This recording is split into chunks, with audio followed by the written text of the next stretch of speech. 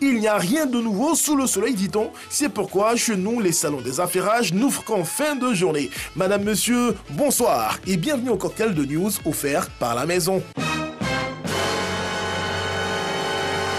Côte d'Ivoire, Hassana Yek crie son ras-le-bol.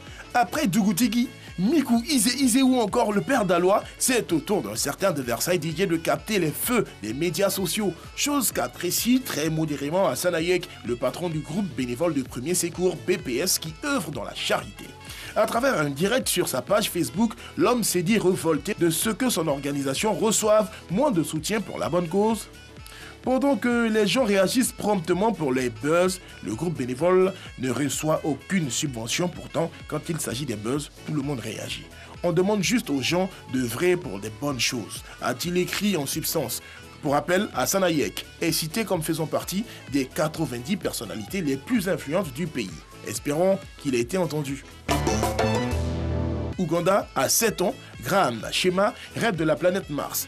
À seulement 7 ans, Graham Shema, alias Capitaine, fait sensation dans son pays grâce à ses connaissances précoces en matière d'aviation et à ses talents de pilote en herbe. Tout a commencé lorsqu'il avait 3 ans. Un hélicoptère de la police a volé si bas qu'il a explosé le toit de la maison de sa grand-mère à la périphérie de Kampala alors qu'il jouait dehors. Cela a déclenché quelque chose dans son esprit, déclare sa mère qui décide de satisfaire la curiosité de son fils en l'inscrivant à des cours d'apprentissage, puis des leçons de vol pratique en tant que copilote entre janvier et mars avant la pandémie de Covid-19.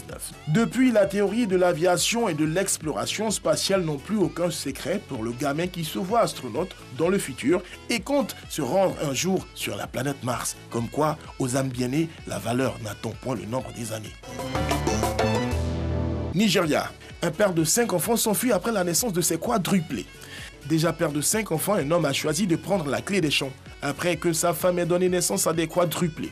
L'histoire de la jeune maman désormais abandonnée avec 9 enfants a été partagée sur Facebook par une bonne volonté. Madame Rita Ndibissou, une mère de 5 enfants, a donné naissance à 4 beaux bébés à l'hôpital général de Namayo dans l'état d'Edo. Malheureusement, son mari est porté disparu. Elle a besoin de mon aide et de celle de tous les Nigérians.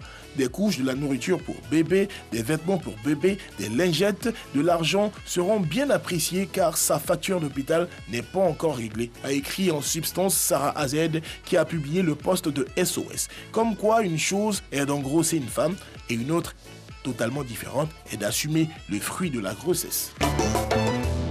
L'affaire de la sextape. Karim Benzema renvoyé devant le tribunal correctionnel. Le parquet de Versailles a annoncé en ce début d'année que le footballeur Karim Benzema passera devant la correctionnelle pour tentative de chantage dans le cadre de l'affaire de la sextape de Mathieu Valbuena. Cette affaire a éclaté en octobre 2015 lorsque Mathieu Valbuena a affirmé qu'il avait reçu de nombreux appels téléphoniques l'incitant à verser plus de 100 000 euros, soit plus de 65 millions de francs CFA.